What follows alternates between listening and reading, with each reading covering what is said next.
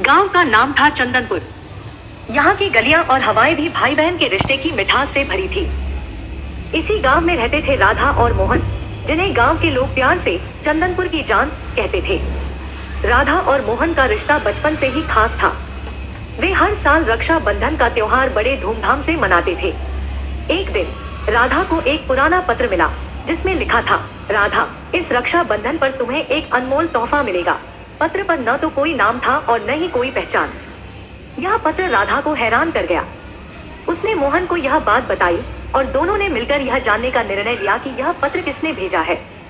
जैसे जैसे रक्षा बंधन का दिन नजदीक आ रहा था, राधा और मोहन की उत्सुकता बढ़ती जा रही थी।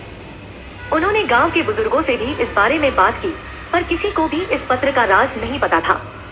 एक दिन राधा को अपने दादाजी की पुरानी डायरी मिली। उसमें एक किस्सा लिखा था, जिसमें एक रहस्यमय खजाने का जिक्र था। राधा और मोहन ने तय किया कि वे इस खजाने की खोज करेंगे। उन्होंने डायरी में मिले संकेतों का पालन किया और गांव के बाहर स्थित पुराने मंदिर की ओर बढ़े। मंदिर के पास उन्हें एक गुफा मिली। गुफा के अंदर जाते ही उन्हें एक ताले से बंद दरवाजा मिला। डायरी में लिखा था कि ताला खोलने के लिए भाई बहन को मिलकर एक मंत्र बोलना होगा। राधा और मोहन ने मंत्र पढ़ा और ताला खुल गया। दरवाजा खुलते ही उन्हें एक चमकता हुआ बक्सा दिखाई दिया। बक्से के अंदर एक सुंदर राखी और एक पत्र था। पत्र में लिखा था, यह राखी देवताओं द्वारा बनाई गई है और इसे बांधने से भाई बहन का रिश्ता अटूट हो जाएगा। राधा ने मोहन को राखी बांधी और मोहन ने वचन दिया कि वह हमेशा राधा की रक्षा करेगा। तभी वहां एक रोशनी प्रकट हुई और एक वृद्ध व्यक्ति प्रकट हुए। उन्होंने कहा, मैं तुम्हारे पूर्वज हूँ। यह खजाना तुम्हारे लिए ही था।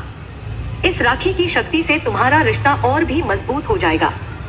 राधा और मोहन ने उस दिन को अपनी जिंदगी का सबसे खास दिन माना।